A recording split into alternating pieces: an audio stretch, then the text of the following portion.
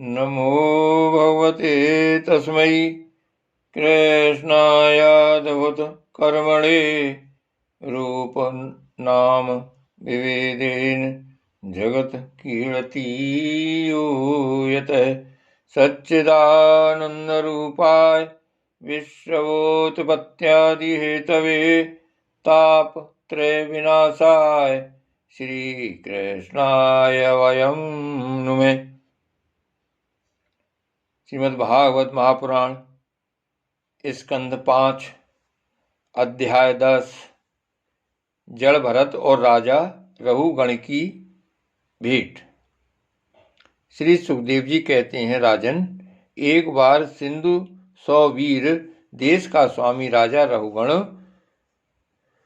पालकी पर चढ़कर जा रहा था। जब वह इच्छुमती नदी के किनारे पहुंचा तब उसकी पालकी उठाने वाले कहारों के जमादार को एक कहार की आवश्यकता पड़ी।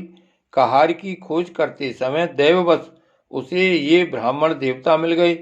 इन्हें देखकर उसने सोचा, ये मनुष्य हष्ट पुष्ट जवान और गठीले अंगों वाला है, इसलिए यह तो बैल या गधे के समान अच्छी तरह बोझा ढो सकता है। यह सोचकर उसने बेगार में पकड़े हुए अन्य कहारों के साथ इन्हें भी बलात् पकड़कर पालकी में जोड़ दिया। महात्मा भरत जी यद्यपि किसी प्रकार इस कार्य के योग्य नहीं थे, तो भी वे बिना कुछ बोले चुपचाप पालकी को उठा ले चले। वे दुर्जर कोई जीव पैरों तले दब न जाए, इस डर से आगे की एक बाण पृथ्वी देखकर चलते थे, इसलिए दूसरे कहारों के साथ उनकी चाल का मेल नहीं खाता था। अतः जब पालकी टेढ़ी सीधी होने लगी तब यह देखकर राजा रहुगण ने पालकी उठाने वालों से कहा, अरे कहारो, अच्छी तरह चलो, पालकी को इस प्रकार ऊंची नीची करके क्यों चलते हो। तब अपने स्वामी का यह आक्षेप युक्त वचन सुनकर कहारों को डर लगा कि कहीं राजा उन्हें दंड न दें, इसलिए उन्होंने राजा से इस प्रकार निवेदन किया, महाराज, यह हमारा प्रमाद नहीं है, हम आपकी नियम मर्यादा के अनुसार ठीक ठीक ही पालकी ले चल रहे हैं। यह एक नया कहार अभी अभी पालकी में लगाया गया है, तो भी यह जल्दी जल्दी नहीं चलता, हम लोग इसके साथ पालकी नहीं ले जा सकते। कहारों के ये दीन वचन सुनकर राजा रहुगण ने सोचा, संसर्ग में उत्पन्न होने वाला दोष एक व्यक्ति में होने पर भी उससे संबंध रखने वाले सभी पुरुषों में आ सकता है, इसलिए यदि इसका प्रतिकार न किया गया तो धीरे धीरे ये सभी कहार अपनी चाल बिगाड़ लेंगे। ऐसा सोचकर राजा रहुगण को कुछ क्रोध हो आया। यद्यपि उसने महापुरुषों का सेवन किया था, तथापि क्षत्रिय स्वभाववश बलात् उसकी बुद्धि रजोगुण से व्याप्त हो गई और वह उन द्विज श्रेष्ठ से, जिनका ब्रह्मतेज भस्म से ढके हुए अग्नि के समान प्रकट नहीं था, इस प्रकार व्यंग से भरे वचन कहने लगा, अरे भैया, बड़े दुख की बात है, अवश्य ही तुम बहुत थक गए हो। ज्ञात होता है तुम्हारे इन साथियों ने तुम्हें तनिक भी सहारा नहीं लगाया।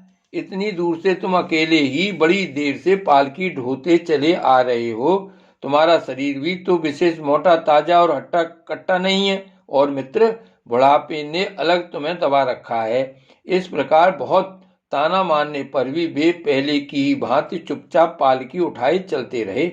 उन्होंने इसका कुछ भी बुरा न माना, क्योंकि उनकी दृष्टि में तो पंचभूत, इंद्रिय और अंतःकरण का संघात, यह अपना अंतिम शरीर अविद्या का ही कार्य था। वह विविध अंगों से युक्त दिखाई देने पर भी वस्तुतः था ही नहीं, इसलिए उसमें उनका मेरेपन का मिथ्या अध्यास सर्वथा निर्वृत्त हो गया था और वे ब्रह्मरूप हो गए थे। किंतु पालकी अब भी सीधी चाल से नहीं चल रही है। यह देखकर राजा रहुगण क्रोध से आग बबूला हो गया और कहने लगा, अरे यह क्या तू जीता ही मर गया है?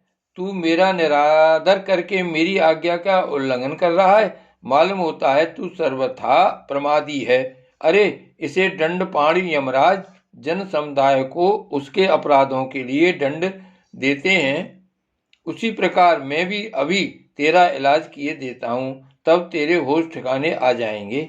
रघुगुण को राजा होने का अभिमान था, इसलिए वह इसी प्रकार बहुत सी अनाप शनाप बातें बोल गया।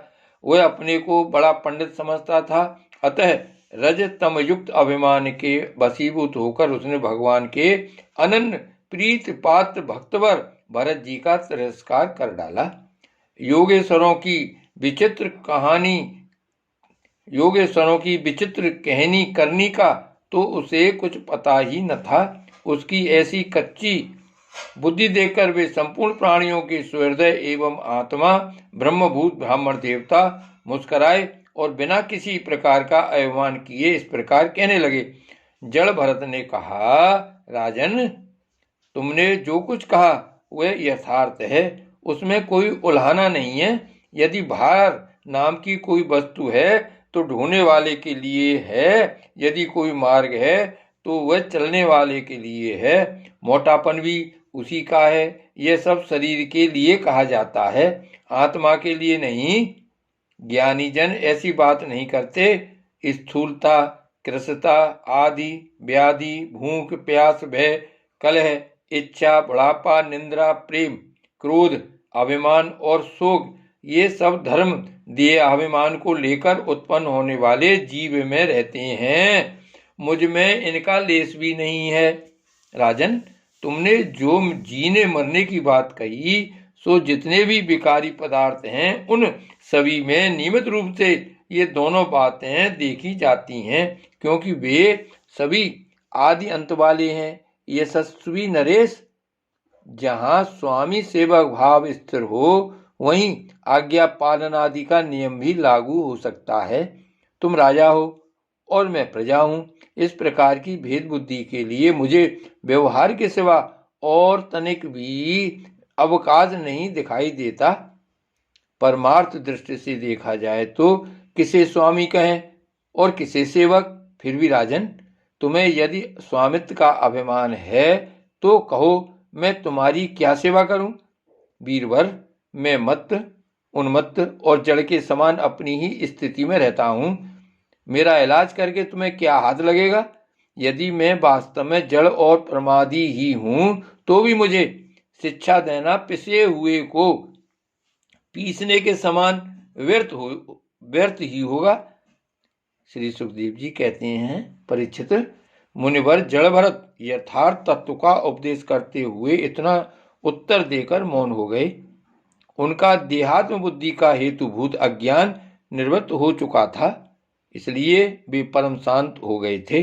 अतः इतना कहकर भोग द्वारा प्रारब्ध क्षय करने के लिए वे फिर पहले के ही समान उस पालकी को कंधे पर लेकर चलने लगे। सिंधु सौ वीर नरेश रघुगण भी अपनी उत्तम श्रद्धा के कारण तत्व जिज्ञासा का पूरा अधिकारी था। जब उसने उन द्विज श्रेष्ठ के अनेकों योग ग्रंथों से समर्थित और हृदय की ग्रंथि का छेदन करने वाले ये वाक्य सुने, तब वह तत्काल पालकी से उतर पड़ा। उसका राजमद सर्वथा दूर हो गया और वह उनके चरणों में सिर रखकर अपना अपराध क्षमा कराते हुए इस प्रकार कहने लगा। देव, आपने द्विजों का चिन्ह यज्ञोपवीत देव, आपने द्विजों का चिन्ह यज्ञोपवीत धारण कर रखा है। बतलाइए, इस प्रकार प्रच्छन्न भाव से विचरने वाले आप कौन हैं? क्या आप दत्तात्रेय आदि अवधूतों में से कोई हैं? आप किसके पुत्र हैं? आपका कहाँ जन्म हुआ है और यहाँ कैसे आपका पदार्पण हुआ है? यदि आप हमारा कल्याण करने पधारे हैं तो क्या आप साक्षात सतमूर्ति भगवान कपिल जी ही तो नहीं हैं? मुझे इंद्र के वज्र का कोई डर नहीं है, न मैं महादेव जी के त्रिशूल से डरता हूँ और न यमराज के दंड से। मुझे अग्नि, सूर्य, चंद्र, वायु और कुबेर के अस्त्र शस्त्रों का भी कोई भय नहीं है, परंतु मैं ब्राह्मण कुल के अपमान से बहुत ही डरता हूँ। अतः कृपया बतलाइए, इस प्रकार अपने विज्ञान और शक्ति को छिपाकर मूर्खों की भांति विचरने वाले आप कौन हैं? विषयों से तो आप सर्वथा अनासक्त जान पड़ते हैं। मुझे आपकी कोई था नहीं मिल रही है। साधो, आपके योग युक्त वाक्यों की बुद्धि द्वारा आलोचना करने पर भी मेरा संदेह दूर नहीं होता।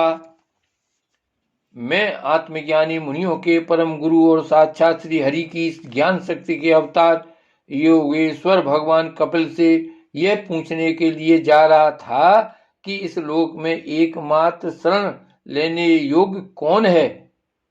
क्या आप वे कपिल मुनि ही हैं जो लोगों की दशा देखने के लिए इस प्रकार अपना रूप छिपाकर विचर रहे हैं?